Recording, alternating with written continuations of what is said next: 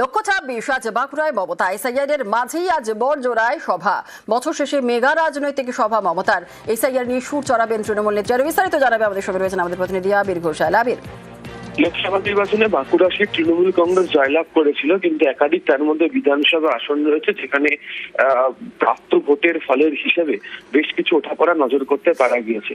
দ্বিতীয়ত হচ্ছে যে জঙ্গলমহলের জেলা হিসাবে পরিচিত হলেও বাঁকুড়ার বড়জোড়ার মতো যে জায়গা, যেখানের সঙ্গে হচ্ছে শিল্পাঞ্চলের একটা প্রভাব রয়েছে। একদিকে বড়জোড়া শিল্পাঞ্চল, অন্যদিকে হচ্ছে রানীগঞ্জ, আসানসোল, দুর্গাপুর শিল্পাঞ্চলের একটা সংযোগ এই জায়গার সঙ্গে রয়েছে।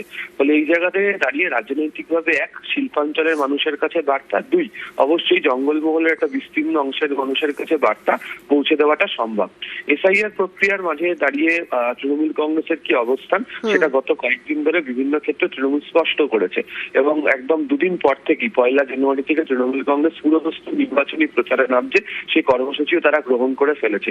এই অবস্থাতে এই নির্বাচনের ক্ষেত্রে তৃণমূল কংগ্রেস কোন ভূমিকা নিয়ে এগোবে এবং তারা মূলত হচ্ছে কেন যে রাজনৈতিক ইস্যুগুলোকে তৈরি করছে এবং বিজেপির বিরোধিতা করে কোন পথে তারা হাঁটতে চায়, সেই সংক্রান্ত বার্তাই আজকে এই বড়জোড়া সভা থেকে দুপুরবেলা মমতা বন্দ্যোপাধ্যায় রাখবেন। বেশ, ধন্যবাদ।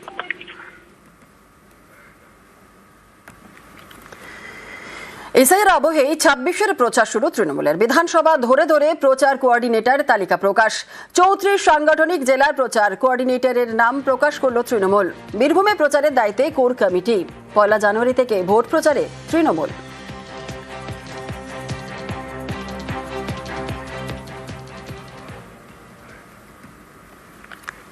আজ মোদি অধীর বৈঠক। আজ প্রধানমন্ত্রীর বাসভবনে বৈঠক। এসআইআর, মতুয়াদের নাগরিকত্ব সহ ভিন রাজ্যে পরিযায়ী শ্রমিকদের ওপর হামলা নিয়েই হবে কথা। সকাল 10:30টায় মোদির বাসভবনে অধীর রঞ্জন চৌধুরী। উড়িষ্যায়